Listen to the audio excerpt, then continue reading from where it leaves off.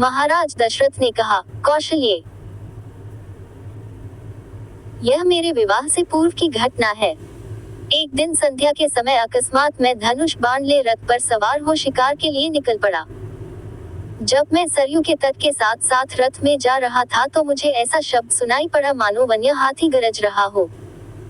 उस हाथी को मारने के लिए मैंने तीक्ष्ण शब्दभेदी बाण छोड़ दिया।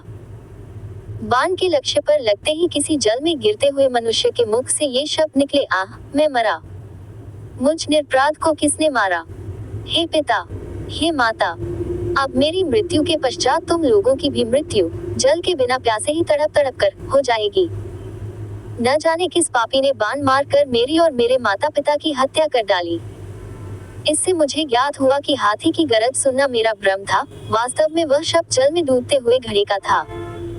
उन वचनों को सुनकर मेरे हाथ कांपने लगे और मेरे हाथों से धनुष भूमि पर गिर पड़ा। दौड़ता हुआ मैं वहां पर पहुंचा जहां पर वह मनुष्य था। मैंने देखा कि एक वनवासी युवक रक्तरंजित पड़ा है और पास ही एक औंधा घड़ा जल में पड़ा है। मुझे देखकर क्रुद्ध स्वर में वह बोला, राजन, मेरा क्या अपराध था जिसके लिए आपने मेरा वध करके मुझे दंड दिया है? क्या यही मेरा अपराध यही है कि मैं अपने प्यासे वृद्ध माता पिता के लिए जल लेने आया था? यदि आपके हृदय में किंचित मात्र भी दया है तो मेरे प्यासे माता पिता को जल पिला दो जो निकट ही मेरी प्रतीक्षा कर रहे हैं। किंतु पहले इस बाण को मेरे कलेजे से निकालो जिसकी पीड़ा से मैं तड़प रहा हूँ। यद्यपि मैं वनवासी हूँ किंतु फिर भी ब्राह्मण नहीं हूँ।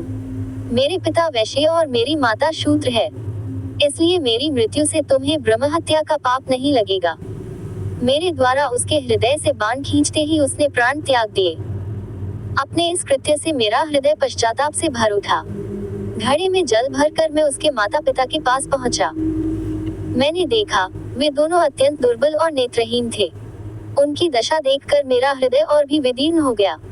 मेरी आहट पाते ही वे बोले, बेटा श्रवण, इतनी देर कहाँ लगाए? पहले अपनी माता को पानी पिला दो क्योंकि वह प्यास से अत्यंत व्याकुल हो रही है। श्रवण के पिता के वचनों को सुनकर मैंने डरते डरते कहा, के मुने, मैं अयोध्या का राजा दशरथ हूँ। मैंने अंधकार के कारण हाथी के भ्रम में तुम्हारे निरपराध पुत्र की हत्या कर दी है। अज्ञानवश किए गए अपने इस अपराध से मैं अत्यंत व्यथित हूँ। आप मुझे दंड दीजिए। पुत्र की मृत्यु का समाचार सुनकर दोनों विलाप करते हुए कहने लगे, मन तो करता है कि मैं अभिशाप देकर तुम्हें भस्म कर दूं और तुम्हारे सिर के 7 टुकड़े कर दूं। किंतु तुमने स्वयं आकर अपना अपराध स्वीकार किया है, अतः मैं ऐसा नहीं करूंगा।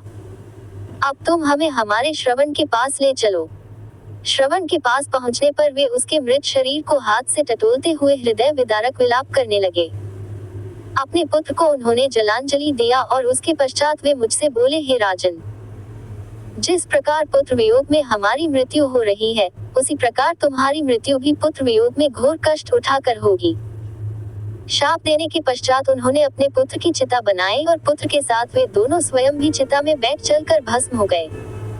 कौशल्य, मेरे उस पाप कर्म का दंड आज मुझे प्राप्त हो रहा है।